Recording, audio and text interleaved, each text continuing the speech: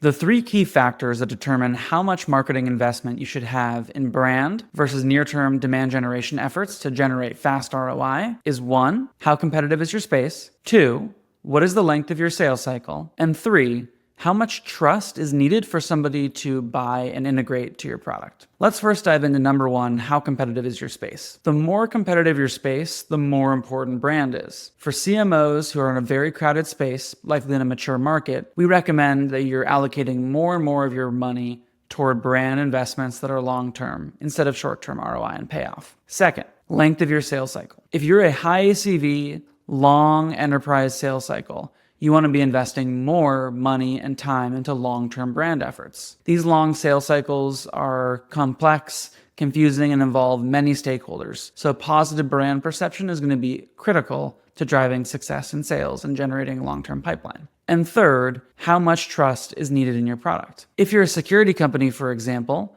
you're going to want to make sure to invest more money and time into long-term brand efforts because the perception that you're a secure, advanced, mature, safe option for their needs is critical if you're going to want to get interested buyers. So again, to summarize, how competitive is your product? What's the length of your sales cycle and the amount of trust needed in your product? If you're a competitive space, if you have a long sales cycle and there's a lot of trust needed in your product, you're going to want to put more like 60 to 70% of the dollars you spend on marketing more toward long-term brand efforts. If your space is not that competitive, you have a shorter term sales cycle and there isn't a lot of trust needed to try your product, then you can spend more like 80 to 90% of your money on short-term, fast-moving demand gen efforts that generates quick pipeline. Hopefully this is a helpful guideline or framework for how CMOs should be having the conversation at the board level around the philosophy or strategy of your near-term versus long-term brand investments.